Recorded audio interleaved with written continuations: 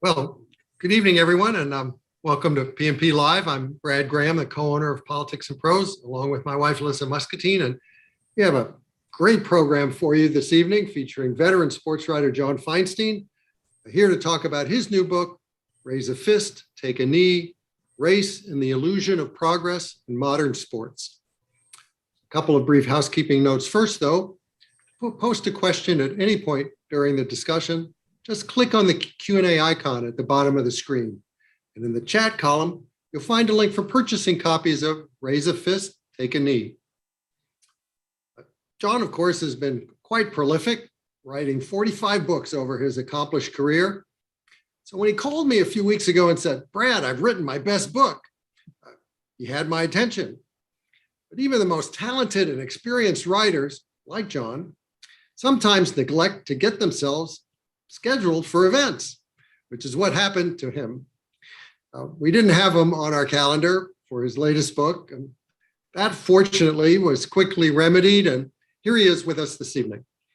I knew John long before he became the multiple Hall of Famer that he now is, and he was just a lowly summer intern at the Washington Post. That was more than 40 years ago, and I was a summer intern then as well. John stood out even in our cub reporter days as someone with tremendous amount of enthusiasm and drive and talent, attributes that have served him very well as he's gone on to become a celebrated author, TV commentator, frequent contributor to a number of publications, and a virtual one-man industry. I should note also his success as a fiction writer. 14 of his books are young adult mysteries, and one of them, A Last Shot, won the Edgar Allan Poe Award for mystery writing. The subject John takes on in Raise a Fist, Take a Knee, Racism in Sports, is his most controversial and ambitious, yet different than anything else he's done before. And there were those who frankly were skeptical at the outset that John could manage it, like Doug Williams, who quarterbacked in the late 1980s for what is now the Washington football team and was the first Black quarterback to start and win a Super Bowl. Williams writes in the foreword to John's book that he had some hesitation about John's ability to fully understand racism in sports because, well, John himself isn't Black. Williams also notes John's determination in researching the book to talk to many athletes and sports executives who have lived the Black experience. Indeed, the list of those interviewed is quite extensive and includes football, basketball, baseball, and other sports. Ultimately, John's reporting shows that despite all the gains, race remains a major factor in professional athletics, and racial inequality regrettably persists. In conversation with John this evening is David Maraniss, another great journalist and author, and also a longtime friend from our reporting days together. David's ability on big breaking stories to pull together many strands and on deadline write amazingly coherent, richly detailed, and remarkably eloquent articles is legendary. He's won 2 Pulitzer Prizes, one as part of the Washington Post team that covered the Virginia Tech killings, and the other for his coverage of Bill Clinton as president. 3 other times David was a Pulitzer finalist, including for one of his books, They Marched into Sunlight, about the conflict among Americans over the Vietnam War. He's written 12 books in all, among them excellent biographies of Bill Clinton, Barack Obama, Roberto Clemente, and Vince Lombardi. So, John and David, the screen is yours. David, I'm going to turn it over to you in 1 second, but you know I have to go first. And Brad, thank you for that introduction. You read it almost exactly as I wrote it, at least the part about me. But all kidding aside, and David, Brad, and I all suffered a terrible loss on Monday, and so did journalism. When Fred Hyatt, the longtime editorial page editor of the Washington Post, passed away, and I just felt the need, David, to bring that up, since we both knew Fred so well. We both know his wife, Margaret, who goes by Pooh, so well. In fact, she was my partner covering politics in Annapolis for 2 years, when part of the time you were our editor. So that gives people an idea of how far back we go. But I did want to mention Fred and the loss that we all feel tonight before we start. Well, John, I shouldn't make light of this because I agree completely that Fred was the best of us. He was such a gentle force with, just such uncommon intelligence and gentleness and grace. And it was devastating. I mean, I broke out in tears when I saw the news. Yeah, it was horrible. He collapsed on the street 2 weeks ago in New York. He'd had heart issues before, but it's still it's stunning. I think we're all still in a little bit of a state of shock. The Post will miss him terribly. Journalism will miss him terribly, and we'll all miss him as friends. Well, yes, he was a gentle force. You said it very well. Yes. And this sets the stage for our relationship because, of course, I was going to bring that up first before we got into anything.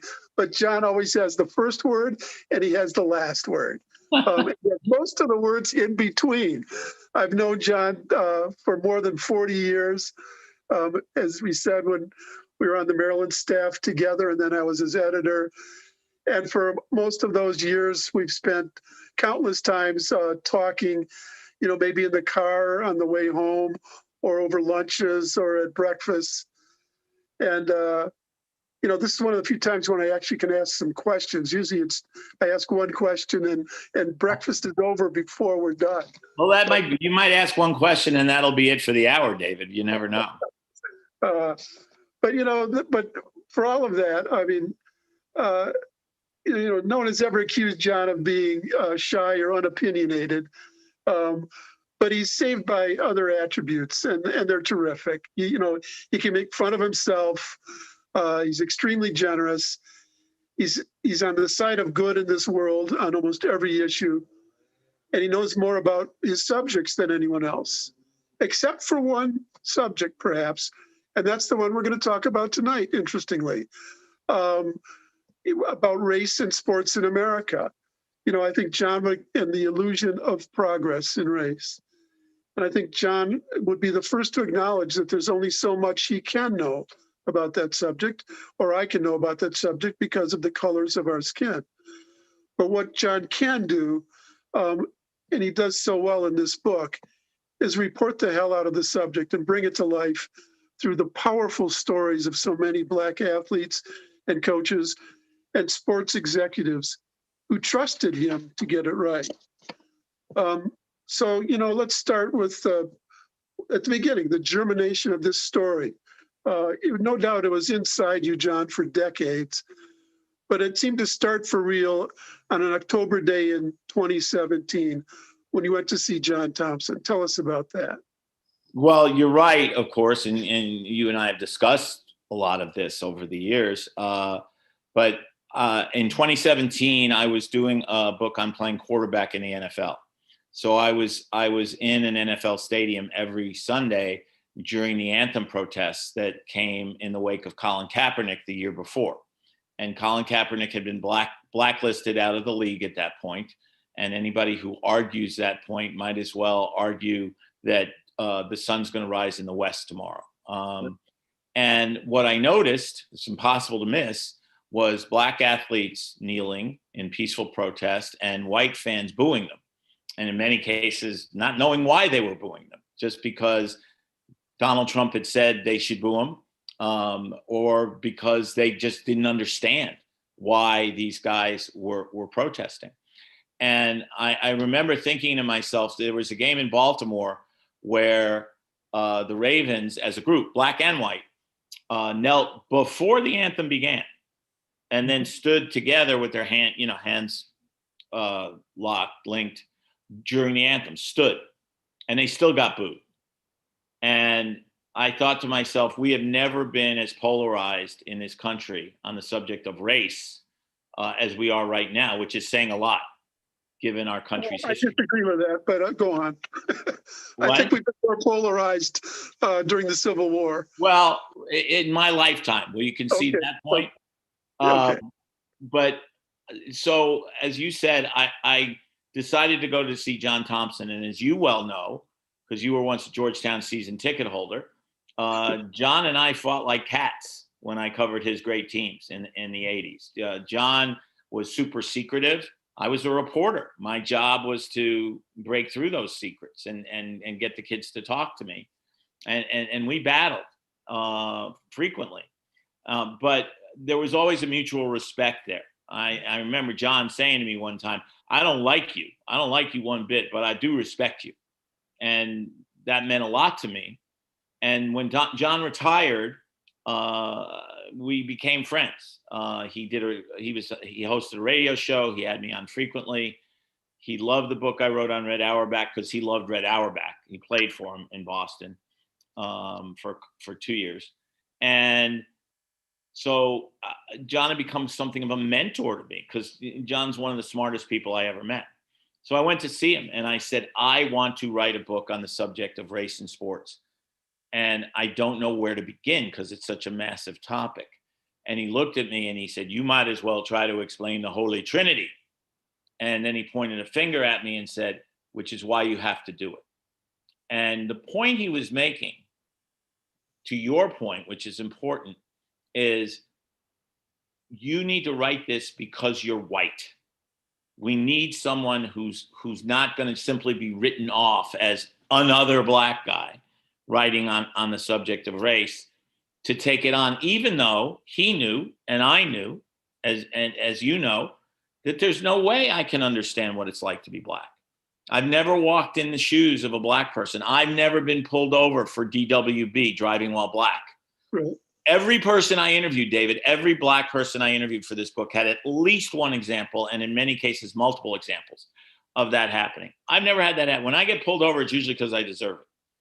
And it's so different. Ed Tapscott, who was the first black CEO of an NBA team, said to me at one point, if you're black in this country, when you wake up in the morning, you have two jobs. One is your job. The other is to be black, because people will look at you differently. Not all people, but quite a few people. 74 million people voted for Donald Trump a year ago.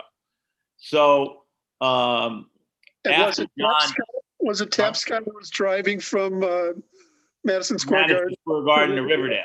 And he would get stopped every couple of weeks. Right. Riverdale's a very Tony neighborhood. Ed was general manager of the Knicks. And he'd get pulled over. And the first question, all these guys said the same thing. The first question is almost always, where'd you get this car?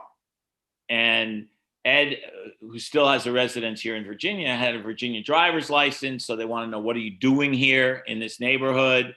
And he said one night, he said to the cop, after he finally convinced him that he hadn't stolen the car, he said, is this fair? You pulled me over because I'm black. Is this fair? And the cop looked at him and said, no, it's not fair. But it is the way it is. So after I talked to John, I knew I wanted to do a book. I have two cats fighting here, if you're wondering what the noise is. You and John Thompson reenacting. I said fought like cats, so the cats are demonstrating. But I needed a way in, and my way in turned out to be Lamar Jackson, because we always talk about how much progress we've made, and there's definitely been progress. Half a dozen of the best quarterbacks in the NFL now are black, but in the 1960s and 70s, they were considered not smart enough to play the position. Very good black quarterbacks in college were told they had to change positions when they got to the pros. Warren Moon, who's now in the Hall of Fame, had to play in Canada for 6 years because no one would give him a chance in the NFL. He was undrafted when there were 12 rounds in the draft. Marlon Briscoe, who was the first... We'll get to Marlon later. Get to Marlon later? Okay. So my point is, so now it's 50 years after all this, when things have supposedly changed, and Lamar Jackson comes out of Louisville and he's told, well, you need to change positions. Become a wide receiver, become a running back, because you're fast. Steve Young was fast too. Grant Tarkenton was fast. They were never asked to change positions, and Lamar refused. And so the year of the quarterback, quote unquote, 2018, there were 4 white quarterbacks drafted in the top 10. 2 of them are not even starters in the NFL right now. Lamar Jackson was taken with the last pick in the first round and drafted, not coincidentally, by Ozzie Newsome, who was the first black general manager in the NFL. So that was my way in, that here we are in 2018 and this kind of thing still goes on. Well, that's a way in, but still, you had a large idea. You wanted to write about this subject. You had a way in, but what did you go from there? How did you frame the story? Well, what I did was I made a list. Who do I want to talk to? And I went through all sports: football, basketball, baseball, hockey, because I did talk to Joel Ward, who was a black hockey player here in Washington, who was subjected to horrible racist threats and tweets after he had the nerve to score a winning goal in the 7th game of a playoff series in Boston. And in golf, which is to me the sport that has the most racial issues to this day, even though the greatest player in history is black. Tennis, Arthur Ashe was a friend many years ago. And in general, so I made this list, and I started with Tommy Smith and John Carlos, which I think is an obvious place to go if you're going to write about the history of race in sports. I mean, you could go back to Jesse Owens, but he wasn't available. So I was able to get to Smith and Carlos. Marlon Briscoe actually helped me get to John Carlos because they were friends. John Carlos had no clue who I was, but Marlon told him I was okay, so he talked to me. And so that was a natural beginning point for me to write about them and their experiences and the experiences of Peter Norman, the silver medalist in that race, who was Australian and white, and was probably treated worse in Australia than John Carlos and Tommy Smith were treated back here because he supported them, publicly supported them. And his story is remarkable. And then I went from there. The early black quarterbacks, early black coaches. I knew, obviously, a lot of the great first generation, for lack of a better term, black coaches, whether it was John Thompson or John Chaney or Nolan Richardson. And then younger black coaches like Shaka Smart, who's now at Marquette, Tommy Amaker, who's at Harvard, and others. And just kind of worked my way through sport by sport, and was amazed. You talked about, it is nice of you to say that these guys trusted me. I was amazed at how open they were, because in many cases they were people I didn't know. A lot of my books have dealt with people I already knew. In the case of this book, I didn't know. I knew some of the people, like John. Thank God I was able to sit down and talk to him before he got sick in 2020. But a lot of the people I didn't know, and yet it was great. George Raveling, who, in addition to being a very successful basketball coach, who's in the Hall of Fame, also has the notes to Martin Luther King's. That's stunning, isn't it? Yeah. A remarkable story, and the story itself is in the book. But George said to me at one point, he said, "You can't possibly understand, John, what it's like to be black," which I knew. George was born in a segregated hospital here in Washington in 1937. He said, "But it's great that you're doing this book because you're willing to take on the issue, and you know the right wing is going to attack you." And a lot of the people I talked to, I think, came to the table with that approach. Wow, isn't it nice that this guy's giving this a shot, knowing he's going to get attacked by some people? And I have been. And to me, it's kind of a badge of honor. Yeah, well, you've got a lot of readers who go to you for sports. Just shut up and dribble, John, right? Yep, it's true. But how much of that have you gotten over the last few weeks? Actually, less than I expected, to be true. I've gotten some of it. But I've been thrilled with the response to the book. The reviews so far, it's very early, obviously, have been great. Some of the tweets that people have put out, including you, have been heartwarming for me to see. I got a great note from John Grisham about how much he enjoyed the book, which, hey, I'm a huge John Grisham fan, unabashed. And so that was really cool. And so overall, as you said, it's only a couple of weeks in, but overall, I've been thrilled with the reaction. The reactions of people who say, "Oh, you're just a bleeding heart liberal, blah blah," and I'll never read the book. I can't be bothered by that. Right. Well, we'll get to a lot of the characters in the book in a second, but I want to back up just a second. because you're talking about the illusion of progress, race in sports. But one could say, well, of course. I mean, it's an illusion of progress in society. In other words, how do you distinguish sports from the rest of society? Is it further advanced? Not so much. Is it because you think it's a chimera that it is further advanced than the rest of society that you wanted to tackle the subject? Well, in some ways, sports has always been more advanced. Right. Jackie Robinson played for the Dodgers in 1954. Jim Crow wasn't outlawed till 1965 in the 48. South. Sorry? 48 he started.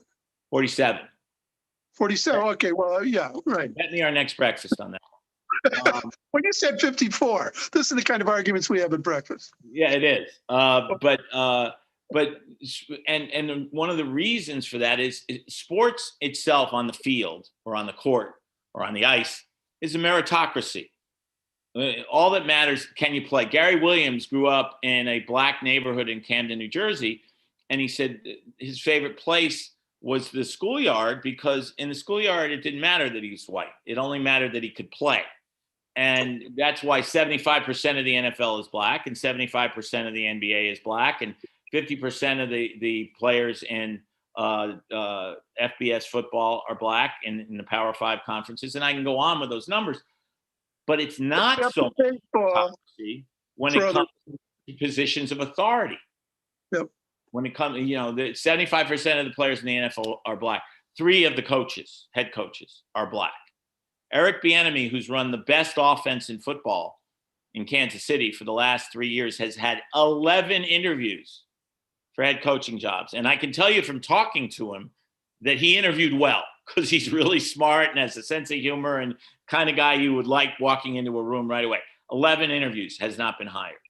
And there are examples of this all over the place. Tony Dungy, who was the first black coach to win a Super Bowl when he was with the Colts, and you've probably seen Dungy on NBC. He is not a jump on the table and shout guy. Right. And he said to me that when I bring up the fact that 2 of the last 20 head coaching hires in the NFL have been black, people say, why are you always bringing race into it? And Tony's answer is because race is part of the story. Race is a big part of the story. And a lot of people don't want to hear that, David, but it's there. Well, I'm from Wisconsin, right? And Jim Caldwell went to Beloit Memorial High School when I was there and was the star of their basketball team as well as football. And just last week I was reading that, comparing the last 6 Detroit Lions coaches, and his record was by far the best. He's the only one over 500. And, it's just, he was the one that was fired. Jim Caldwell went 36-28 in 4 years in Detroit. He went to the playoffs twice. And as you said, he had the best record of any Detroit coach since Buddy Parker in the early 1950s. Wow. And he got fired. And we all see, we can all look at what's happened to the Lions since Jim Caldwell got fired. They didn't win a game Sunday, so now they're 1-10-1. And the guy they hired to replace him, who had been a defensive coordinator, Matt Patricia with the Patriots, was 12-29-1. So you think maybe they're missing Jim Caldwell in Detroit just a little bit right now? And but that's part of a larger point, David, because you're right. It's not just that it's harder for black coaches to get hired. They tend to have shorter leashes even after they are hired. Lovie Smith, as he points out, was the first black coach to coach a team into the Super Bowl because he beat his mentor, Tony Dungy, by 3 hours. They both made the Super Bowl on the same day. Lovie with Chicago and Tony with the Colts. So he made the Super Bowl with the immortal Rex Grossman playing quarterback. 3 years later, the Bears were 10-6, and he got fired. And so how many coaches in the history of the NFL have been fired with 10-6 records? Do you think that goes back to the same reason they didn't play black quarterbacks in the 60s and 70s? I think, yes. I think a lot of that is still there. Yes. And that's why in the subtitle, I used the word the illusion of progress, because we've certainly made progress. I mean, as I said, half a dozen of the best quarterbacks in the NFL today are black, and many of them would have been asked to change positions 50 years ago. Lamar Jackson was asked to change positions 3 years ago. So we've certainly made progress and come a long way, but there are a lot of people who would like to believe we're good now. It's all good, and it's just not. And one of the things I learned researching the book, my thought going into the book was, this book should be about how polarized we are racially. And I realized as I started doing my reporting, that's like saying that today's Wednesday and I'm John and you're David. It's just there. The book is really about the fact that in 2021, it's still much harder, whether you're in sports or not, to be black in this country than it is to be white. And even though I can't completely understand it, I can certainly sympathize with it after hearing all the stories I heard. So you said that Lamar Jackson was the way in, but Marlon Briscoe was the original, right? Tell us about him in that story. Well, Marlon Briscoe is a guy who grew up in Nebraska, and he was small, 5'10". His nickname in college was the Magician, because he just could create plays out of nothing. He was drafted in the 14th round of the NFL draft. In those days, they had 17 rounds, by the Denver Broncos, because they thought he had potential as a cornerback, even though he was a record-setting quarterback at the University of Nebraska, Omaha. And he got to the Broncos training camp. He insisted that they give him a tryout on a tryout day at quarterback. And there were 8 quarterbacks. He did well enough that a guy in the Denver paper wrote a column about him and about how he stood out at quarterback, but he was still a defensive back when the season started. Then 2 quarterbacks got hurt, and he was the emergency quarterback. He ended up playing 11 games that year. It was a 14-game season back then. He finished second in the voting for Rookie of the Year in the American Football League. This was 2 years before the actual merger took place, and was rewarded for that by being told, you're no longer a quarterback, by Lou Saban, who was the coach. And so when they had the quarterbacks out for preseason meetings, he wasn't even invited. Story. We found out that there was like 4 or 5 quarterbacks in the meeting. And he hadn't been invited. And he actually flew to Denver and asked to see Coach Saban. And the secretary said, back then they were called secretaries, he's in a meeting. And when the door opened, Lou Saban walked out with all the Denver quarterbacks, none of whom were Marlon Briscoe. He ended up getting released, signed with the Buffalo Bills as a wide receiver, went on and had an excellent career, played on 2 Super Bowl winning teams in Miami, but never got to play quarterback again. And really, I talked to him in 2020. He's still not completely over it. That why didn't I get another chance? There was an excellent story a few weeks ago about Eldridge Dickey in a similar situation with Oakland in that period. I mean, there's a sort of a roster of really talented black quarterbacks in the late 60s and 70s who really never got their shot. Jimmy Ray was another. Jimmy Ray, James Harris sort of got a shot, but James actually ended up succeeding. I mean, he's another guy who, had he been white when he graduated from Grambling, he would have been a first-round draft pick. He was 6'4", 215 pounds, had a cannon for an arm. He's the prototype of what an NFL team looks for in a quarterback, then as now. He was drafted in the 8th round by the Buffalo Bills. But he started 1 game there, ended up in Los Angeles, where he took them to the playoffs. He was the first black quarterback to take an NFL team to the playoffs, went to the conference finals twice, but did not make the Super Bowl, which is why it was Doug Williams who ended up being the first black quarterback to start and win a Super Bowl here in Washington. John, how many people do you think you interviewed for this book?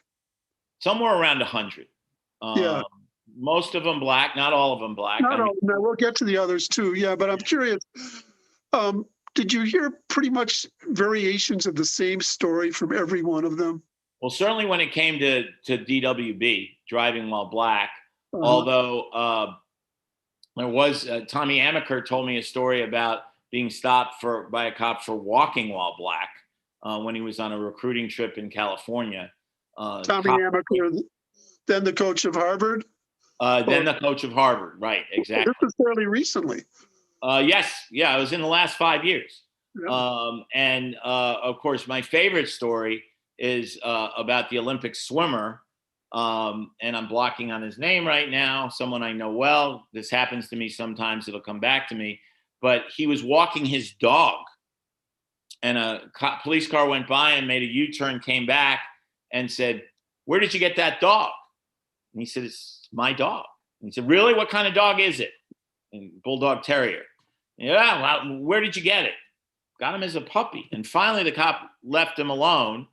And I said to him, "You're the first person I've interviewed who was stopped for WDWB, walking dog while black." So in that sense, yes, I did hear similar stories, but depending on the generation, the stories were different. Shaka Smart made a point of saying to me, what I went through as a black kid and as a black coach is nothing compared to what John Thompson went through, or John Chaney went through, or Nolan Richardson went through, or going back to guys like Big House Gaines. Yeah, it's like Barack Obama. Games at Winston-Salem State, Wake Forest had 9 coaching changes right down the street while he was there, and never once interviewed him for the job. Yeah, amazing. Cullen Jones, the swimmer. Yes. Swam on the famous Michael Phelps relay in 2008. There are a few people in there that I hadn't heard of. He was one. Harold Varner III was another. Good golfer, good guy. Yeah. Going back to football, I think that almost every year Mike Tomlin is voted as the coach that the players in the NFL would most like to play for, which is really quite something. And tell me about what you learned from Mike. I could write a book about what I learned from Mike. I think you could. Yeah, he seemed like such a fascinating guy. He's fascinating. He talked about as early as 5 years old, understanding when you were playing in the playground that if you saw a police car, you hid, because the police were not considered friends in the neighborhood he grew up in Hampton, Virginia. He's remarkably bright. David, you and I have met people who are the smartest guy in the room, but don't have to prove it. Usually the smartest guy in the room doesn't have to prove it. Right. And I would describe Tomlin that way. And he's a guy who got the job with the Steelers when he was very young, 34, because he overwhelmed the Rooneys when he went into interview with them, with his personality and his confidence and his insight and his plans for the Steelers. And he's never had a losing season in 15 years, never had a losing season. And his players believe in him completely. When the anthem protests took place, he told them, "You do whatever you want, and I support you. If you want to be in a locker room, I support you. If you want to kneel, I support you. If you want to stand at attention with your hand on your heart, I support you." Because one of his players at the time was Alejandro Villanueva, who was an Army veteran, served 3 tours in Afghanistan, went to West Point. And he felt even though the team had decided they were going to be in the locker room, Villanueva felt he couldn't do that. And no one on the Steelers gave Villanueva a hard time about that, about, quote, not supporting his teammates and what they had decided to do, because they understood, and they understood because Mike Tomlin made them understand. And it'll be interesting to see how quickly he gets into the Hall of Fame, because his record is every bit as good, in fact, better than Bill Cowher's, his predecessor in Pittsburgh. And Bill Cowher is in the Hall of Fame. So talking to him was one of the great revelations for me in doing this book, because I didn't know him. And again, I was so lucky that guys were willing to help me out. Tony Dungy was the one who said to Mike Tomlin, because Mike worked for Tony, "You need to talk to this guy. You need to trust this guy." And as a result, Mike did. And now we text all the time, which is kind of cool. not only did Tony recommend him, but Tony plucked him out of virtually nowhere to become his assistant coach, right? He was an assistant coach at the University of Cincinnati. He was Right. getting attention from bigger schools, Notre Dame and Michigan State, as a recruiter, because that's another problem that Mike made this point very articulately to me, that one of the issues is college coaches will hire black coaches as assistants. But they sort of, in many cases, they put them off and they say, you're a recruiter. I don't need you to do that much work on the practice field. And that was Mike's reputation. But Tony saw something in him as a teacher on the practice field and said, I want this guy. He was 28 years old. And Tony said he went to the first meeting Mike had with his defensive backs after he hired him, because he said there were guys in that room he was coaching who were older than he was. And I wanted to make sure he was okay. He said, I spent about 15 minutes in there, and he said, he doesn't need me. He's got this under control. And I think evidence shows that Mike pretty much always has things under control. John, I have to interrupt for a second and apologize to anybody who's listening that my computer went out. So I'm actually talking to you on my cell phone. And I'm such a techno moron that I don't know how to get the Q&A up on my cell phone. Another thing we have in common. So anyway, we're doing as best we can here, but I'm doing it. I've been doing it on my cell phone. My computer went out the moment we were about to start when Brad was talking. But going back to Mike Tomlin and the Pittsburgh Steelers, and he was hired by the Roonies, and there's something called the Rooney Rule in football, which has been sort of, ineffectual, I would say, to be polite. Right. But the Roonies did hire Mike Tomlin.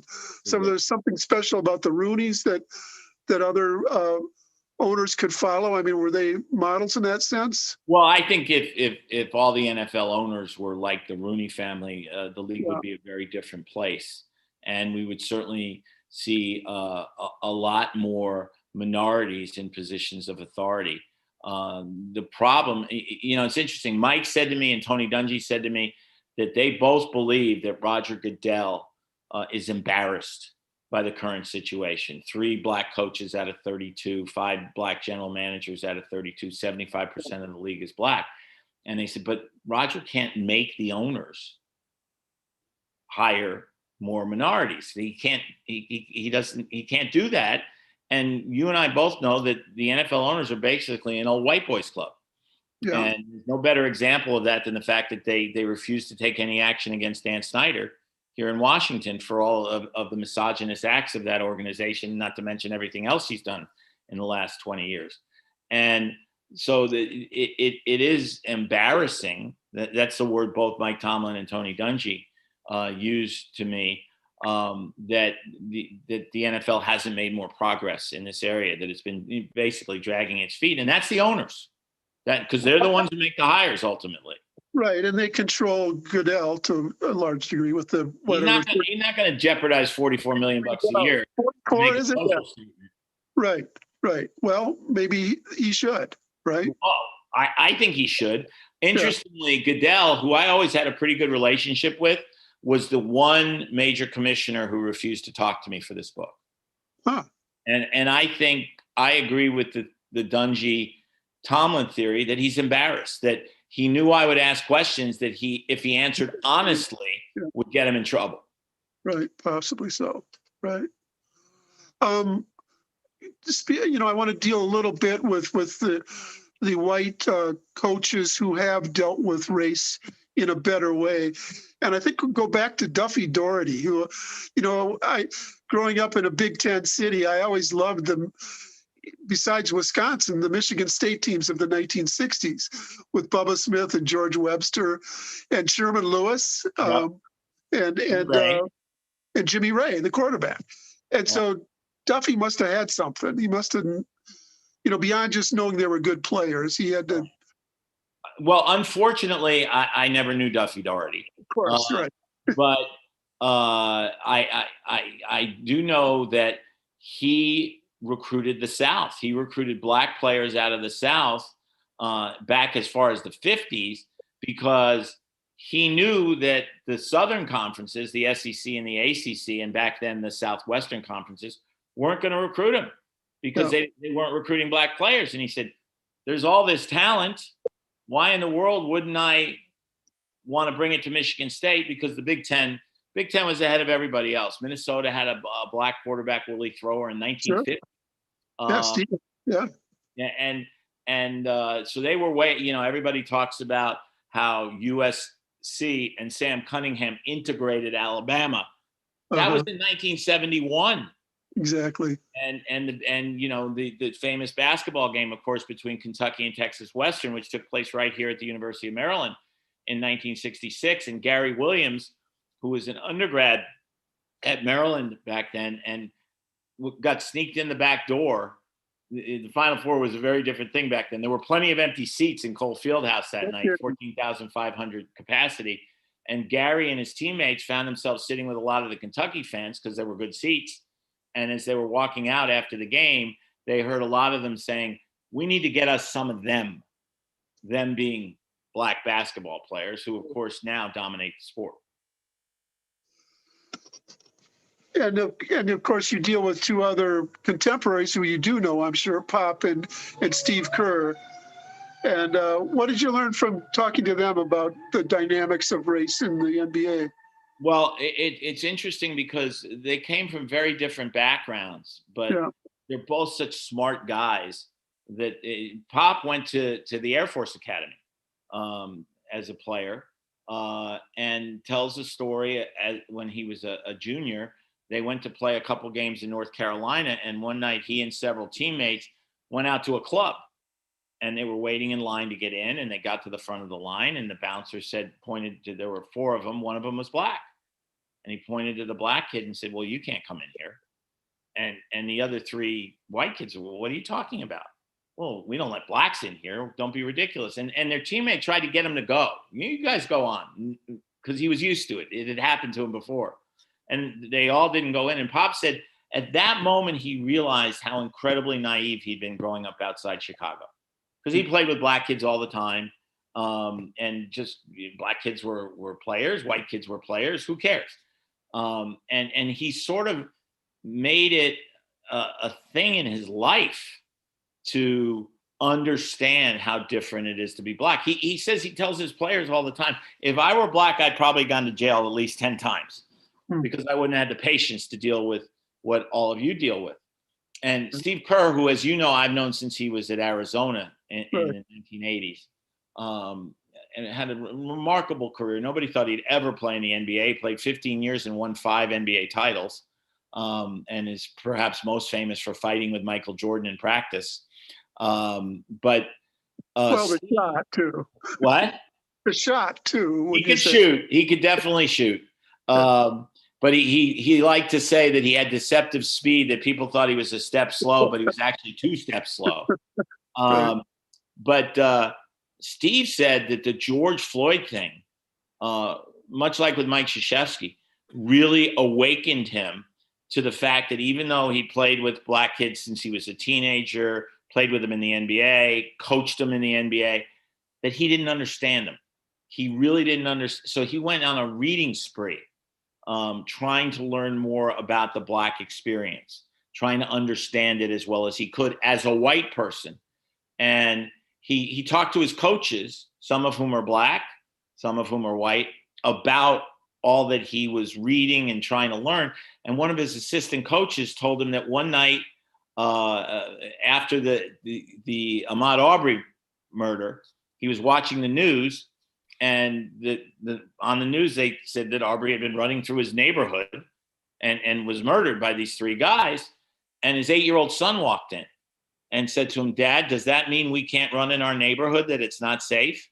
And Steve said, I never had to worry about that. I never had to talk to my kids about that sort of thing. And black parents always have to give their kids the talk. Mike Tomlin sat his sons down to give them the talk before they got their driver's license. And his older son said to him, oh, come on, Dad, you're overreacting. This is 2017 or whatever year it was. We live in a nice neighborhood. And Mike said, okay, just try to listen to what I'm telling you. 3 times in 6 months, his son was stopped for driving while black. And that's the way of the world. And I think one of the great things about the Black Lives Matter movement, from my point of view as an outsider, is that there were a lot of white people involved. And that's a step forward, that more white people are realizing that there's still so far for us to go. You know, I popped back on, guys, because there are a few questions in the Q&A. And David, Thank you, Fred. did I understand that you can't see them, right? Because you're on. Because on I'm the on phone? my cell phone. Yes, I'm Okay. sorry. Well, Go ahead and ask one or two. let me ask a few, and then you can come back in. So one's from Beth, who says, how much of a role do you think, John, fans play in changing the landscape for Black athletes? What would you like to see from fans? Yeah, I would like to see more recognition of the fact. I felt in 2017, a lot of these fans looked at the players as the way the Romans looked at gladiators. You're here to entertain us, and you should feel lucky that you're getting paid the money you're being paid to play football. And are they lucky to make the money they make? Sure, but they earn it because they have extraordinary talent in an area where you can make money, like entertainers. And I don't think that enough fans, particularly white fans, but fans in general, look at athletes as people who have the same kind of issues at home that we all have and deal with the issues we have on a day-to-day basis. They just look at them as, you're there to entertain me. And I hear it and I see it. And I just at Thanksgiving, my sister was telling me about talking to someone at a Thanksgiving party who said, I won't ever watch the NFL again because those people knelt. Right. And that person just had no clue. And there's too much of that. It's a good question, though. So Richard asks, if we accept your theory that talent defines who gets to play regardless of race, why won't owners approach hiring managers the same way? Who wouldn't want the next Mike Tomlin or Dave Roberts or Doc Rivers? It's a great question. The problem is they tend to want to see somebody who looks like them. And that's why in the NFL right now, everybody wants the next, who's the Rams coach, David, who used to be here? Sean McVay. What? Sean McVay. You're close. Sean McVay. Sean McVay. I thought you said Chuck. Yes, Sean McVay. They want a white guy, a young guy, a handsome guy who looks like what an NFL coach in their mind should look like. And one of the arguments that you hear sometimes is, well, there's just not enough qualified candidates. That is such a bunch of, I won't use the word that I would normally use, but so I'll say hooey. You look at Eric Bieniemy. You look at the 2 coordinators in Tampa who were so responsible. Byron Leftwich is one of the great young offensive minds. He hasn't even gotten a sniff of a head coaching job. And I just think, I think it just comes back to comfort. And too many of these white owners in all sports, not just football, there are only 2 black managers in basketball. You mentioned Dave Roberts, the questioner did. Why wouldn't you be looking for the next Dave Roberts? All he's done is won every year since he's been manager of the Dodgers. You said basketball, you meant baseball. Oh, I apologize. But it's true in basketball too. Basketball is the most progressive of our sports. But in 2007, there were 14 head coaches in the NBA. It was down as low as 7 a couple of years ago. Now it's come back to 13. So we still have problems even there. So here's a question from Jeff. Just curious if any of your premise of what you thought the book would be going into, if what you thought going into the book, if the premise changed over the course of your reporting and talking with people, and if and how that changed your writing process as you went on. Well, it did, as I mentioned to David earlier. I started out saying I want to talk to people about how polarized we are racially, and whether it was from the anthem protests or the numbers that Richard Lapchick at Central Florida puts together every year that shows how much or how little progress we've made. But as I talked to people, my premise did change. Ozzie Newsome changed my premise very early on. One of the first guys I interviewed. And again, Ozzie is not a jump on the table and shout guy, but he told me a story about going to a Pop Warner tryout in 1970 when he was 14 years old. Ozzie was the first black GM in the NFL. And the coaches said, okay, quarterback's there, linebackers there, running backs there. He walked over towards the quarterbacks because he always played quarterback in the schoolyard. And he realized they're not going to let me play quarterback. This is 1970. No black guys play quarterback. Marlon Briscoe was the only one who played at all professionally at that point. And he went over with the receivers, ended up as a Hall of Fame receiver, so it worked out fine. But what he said to me was, it's 50 years later, and we've made a lot of progress. But I still feel like you've got to be twice as good if you're black, especially to get a job in authority as a coach, as a general manager, as a CEO, as an owner. We have very few black owners in professional sports, and as an athletic director in college sports. And so Ozzie made that point, and I thought, wow, it's 2020. Tommy Smith and John Carlos staged their protest in 1968. Yeah. And we're still dealing with a lot of those same issues. Here's a question about golf from Derek. The PGA Tour is a major American sport that was integrated only through a threat of litigation by California Attorney General Stanley Mosk and the courage of folks like Charlie Sifford, Ted Rhodes, and Bill Spiller, among others.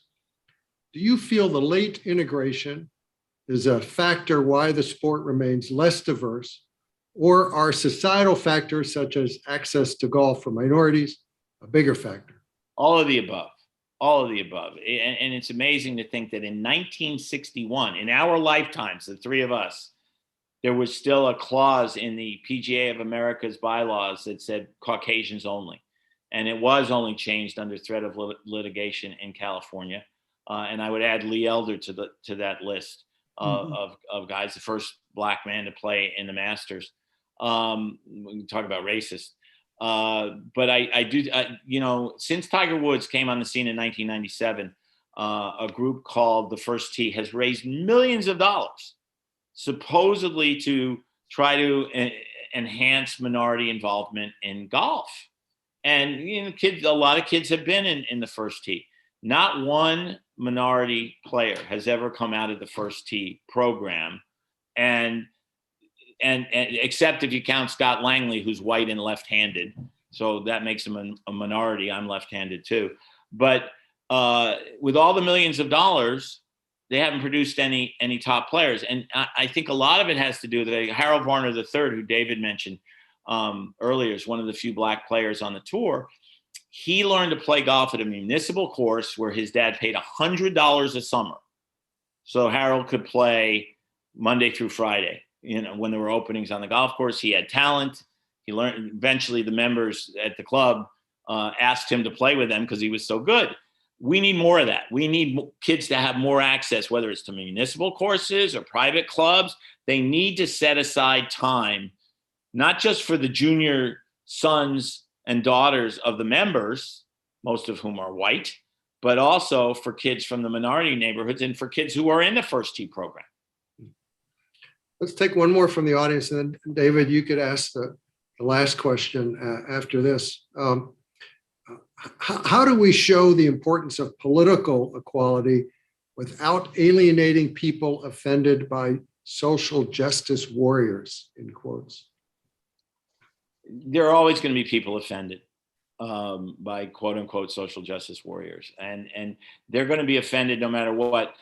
A guy tweeted at me the other day, you flaming liberal, I'm never going to read your book and blah, blah, blah, blah. And a guy who I do a radio show with regularly tweeted at him and said, if you read the book, you'll find out that this isn't about John's politics. This is about the reporting he did to learn about life as a black person in sports. And none of the quotes are off the record. Everything is on the record. All these guys were willing to talk. And there are some people who are never going to learn, Brad. But if we can bring some of the moderates into the tent, and maybe the occasional, right winger who says, "Okay, I'll read the book." I've written a lot of golf books. There are a lot of people who've read my golf books who don't agree with my politics. Maybe a few of them might read the book and say, "Oh, okay, I kind of hear what he's saying," but maybe not. But I wrote the book with the idea of getting people to talk about this, because I think it's been the elephant in the room, and we need to talk about it. And the more we talk about it, the better. Yeah, I would second that. I mean, this book is John letting other people tell the story, and they have quite a story to tell. And it's vivid stories. You can love sports and love this book, and you can learn a lot from it as well. So, John, this was your 44th book? Yes, it was. 30, I guess nonfiction, 14. Right. So the last question, what's your 45th? I know that sometimes that's a hard question, but you have an answer. Well, my 45th is another kid's book. Okay, then you're 46th. My 46th is a biography of David Faraday, who's one of the best and most fascinating people I've ever met in all my travels in sports. And David's a recovering alcoholic. He lost a child to drug overdose. His life was miserable for a long time, and now he's hugely successful. And he's willing to open up his life to me. So that'll be my next book.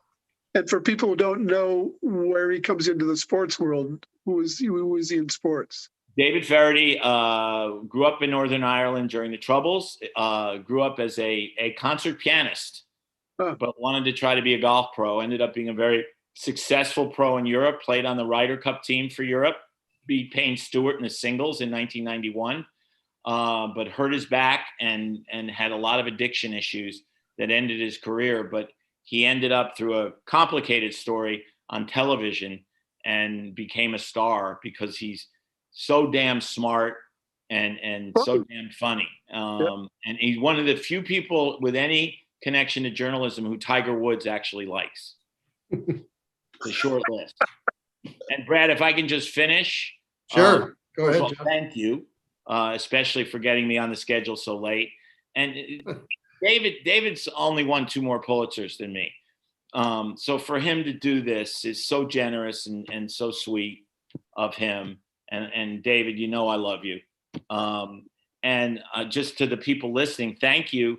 And Brad tells me that if you order, Brad and I have discussed this, if you order the book online or if you call the store and order the book, thank you, Brad, and want me to sign it in the next 4 or 5 days, I will swing by the store and sign anything you want, other than Go Tar Heels. You can find a link to the book in the chat column. Thank you both, David and John. I could go on listening to you pros, on and on, but unfortunately, we are out of time. And thanks to everyone watching. From all of us here at Politics and Prose, stay well and well read. Keep reading.